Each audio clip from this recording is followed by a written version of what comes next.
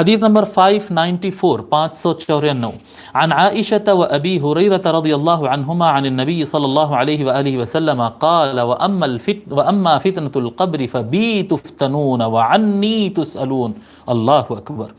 ام المؤمنین عائشہ اور حضرت ابو ہریرہ رضی اللہ عنہما دونوں نے روایت کیا ہے کہ نبی اکرم صلی اللہ علیہ وآلہ وسلم نے ارشاد فرمایا اب رہا فتنہ قبر یعنی قبر کا امتحان، اب رہا قبر کے امتحان کا معاملہ، تو فرماتے آقا علیہ الصلوۃ والسلام فبی تفتنون وعنی تسألون، پس میرے سے متعلق ہی تمہارا امتحان ہوگا.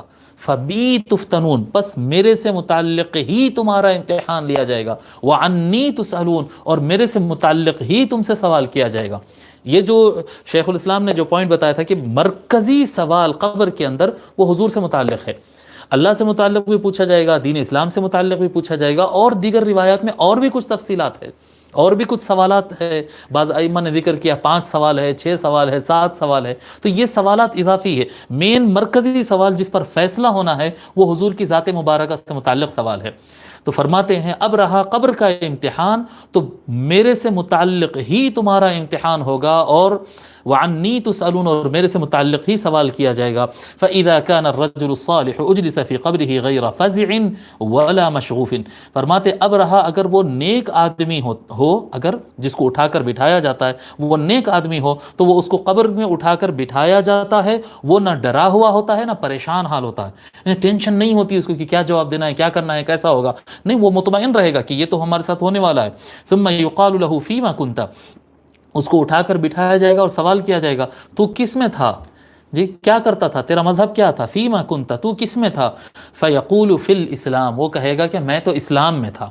فیقال ما هذا الرجل الذي كان فيكم، پھر پوچھا جائے گا اس سے کہ یہ آدمی کے بارے میں کیا ہے، کیا کہتا ہے یہ آدمی کے بارے میں جو تم میں رہتا تھا، تمہارے درمیان رہتا تھا انسانوں میں. فیقول محمد رسول اللہ، وہ شخص کہے گا جو مؤمن اور نیک بندہ رہے گا وہ کہے گا یہ محمد ہے، یہ اللہ کے رسول ہے صلی اللہ علیہ وآلہ وسلم. جاءنا بالبینات، یہ ہمارے پاس روشن دلیلیں لے کر آیا، من عند اللہ، آپ صلی اللہ علیہ وآلہ وسلم نے ہمارے پاس اللہ تعالیٰ کے پاس سے روشن دلیلیں لے کر آئے. فصدقنا، تو ہم نے آپ کی دلائل پر یقین کیا. فیقال له، پس اس کو کہا جائے گا، وہ نیک بندہ جس سے سوال کیا جا رہا تھا اس کو کہا جائے گا هل رأیت اللہ، دیکھیے یہ بھی ایک سوال ہے. اس سے پوچھا جائے گا کیا تو نے اللہ کو دیکھا، جی کیسے ایمان لایا تو، کیسے اللہ کو دیکھا تو. فیقول ما ينبغي لأحد ان يرى اللہ، تو وہ کہے گا کوئی آدمی بھی اللہ تعالیٰ کو نہیں دیکھ سکتا ہے. فیفرج له فرجة قبل النار، پس اس کے لیے دوزخ کی طرف ایک کھڑکی کھولی جائے گی، ایک سوراخ کھولا جائے گا. فینظر الیہا یحطم بعضها بعضا، وہ دیکھے گا وہ دوزخ کے اندر دوزخ کی ایک ایک چیز خود اپنے آپس میں ایک دوسرے کو جلا رہی ہے، آگ سے تباہ کر رہی ہے، یعنی آگ کا ایک حصہ دوسرے کو جلا کے ختم کر رہا ہے، اور یہ حصہ اتنی تیز آگ ہے کہ ایک دوسرے کو خود کو کھا رہی ہے. جی فیقال له، پس اس سے کہا جائے گا انظر الی ما وقاک اللہ عز وجل، اس سے کہا جائے گا دیکھو اس چیز کی طرف دیکھو جس سے اللہ تعالیٰ نے آپ کو بچا لیا ہے، یہ جانا تھا ادھر، اللہ تعالیٰ اس سے بچا لیا.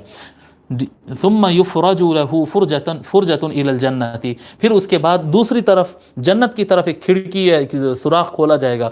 فینظر الی زہرتها، تو وہ اس کی نعمتوں اور خوبصورتیوں کی طرف دیکھے گا. وما فیہا، جنت کی خوبصورتیاں اور اس کے اندر جو نعمتیں اس کی خوبصورتیوں کو دیکھے گا. فیقال له هذا مقعدک، اور اسے کہا جائے گا اب تجھے یہاں پر رہنا ہے. ویقال له، اور اسے کہا جائے گا علی الیقین کنت، تو زندگی گزارا یقین کے ساتھ، شک میں نہیں رہا صحیح ہے غلط ہے اللہ ہے نہیں ہے، نہیں، تو یقین کے ساتھ زندگی گزارا. وعلیہ مت، اور تو اسی پر تو نے موت حاصل کی ہے، اسی پر تو نے موت پایا ہے. وعلیہ تبعث انشاء اللہ تعالی، اور اسی پر انشاء اللہ تعالی تجھے قیامت کے دن اٹھایا جائے گا. اس حدیث کو ابن ماجہ نے روایت کیا ہے. اب اس کے اندر یعنی 2-3 باتیں ہیں اس کے اندر. بات نمبر 1 اس کے اندر یہ ہے کہ یعنی ایمان والے کو یہ پتا ہے کہ وہ اللہ تعالیٰ کو دیکھا نہیں لیکن اللہ تعالیٰ کو جانتا ہے. تو یعنی حضور صلی اللہ علیہ وآلہ وسلم پر سے متعلق جو سوال کیا گیا، اگر تجھے آقا علیہ الصلوۃ والسلام پر یقین ہے تو اللہ کو نہیں دیکھا لیکن تو مومن ہے اور جنت میں جانا ہے. جی یعنی فتنہ قبر، قبر کا جو امتحان، قبر کی جو آزمائش ہے وہ ٹوٹل آقا علیہ الصلوۃ والسلام سے متعلق ہے۔ ویسے سارا اسلام آقا علیہ الصلوۃ والسلام کی ذات مبارکہ پر منحصر ہے۔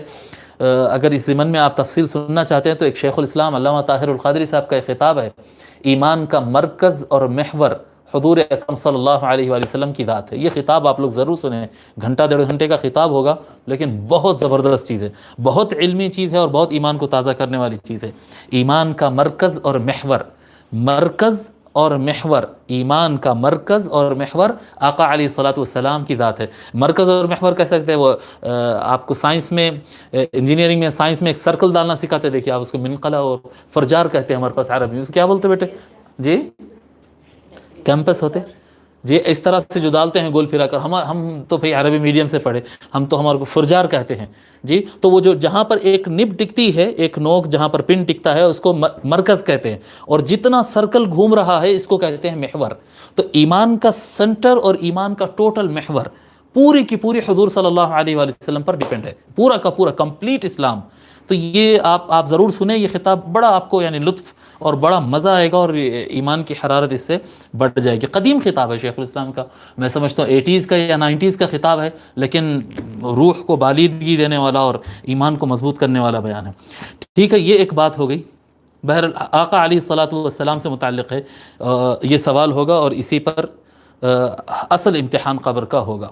بس اللہ تبارک و تعالیٰ سے دعا کرنا، وہی جو دعا جو جب کسی کا انتقال ہوتا ہے جو دعا کرتے ہیں ہم، ہاں اللہم اغفر لی، ہاں اللہم من احییتہ منا فاحیہ علی الاسلام، اے اللہ ہم میں سے جس کسی کو تو زندگی عطا فرمایا اس کو اسلام پر زندگی عطا فرما، ومن توفیتہ منا فتوفہ علی الایمان، اے اللہ ہم میں سے جس کو موت عطا فرمایا اپنے پاس بلا لیا تو ایمان کے ساتھ اس کو بلا۔ یہ ہمیشہ دعا کرنا، یہ دعا صرف اور صرف جنازہ پڑھتے وقت کے لیے نہیں ہے، یہ زندگی بھر پڑھنے کی دعا ہے۔ یہ نمازوں کے بعد جو دعا کرتے اس میں پڑھ لینا یہ اللہم من احییتہ منا میں سمجھتا ہوں سبھی کو یاد ہے، اللہ ماشاءاللہ سبھی کو یاد ہے، یہ نماز جنازہ میں پڑھتے ہیں یہ دعا، اللہم من احییتہ منا فاحیہ علی الاسلام ومن توفیتہ منا فتوفہ علی الایمان۔ وہ اس سے پہلے بھی ہے اللہم اغفر لحینا ومیتنا وشاہدنا، وہ الگ ہے، وہ آپ میت پر ہی پڑھے وہ حصہ، لیکن اتنا پارٹ جو ہے یہ ہمیشہ پڑھا کریں، اللہ سے مانگتے رہیں زندگی اسلام پر ہو اور موت ایمان پر ہو۔ ٹھیک ہے۔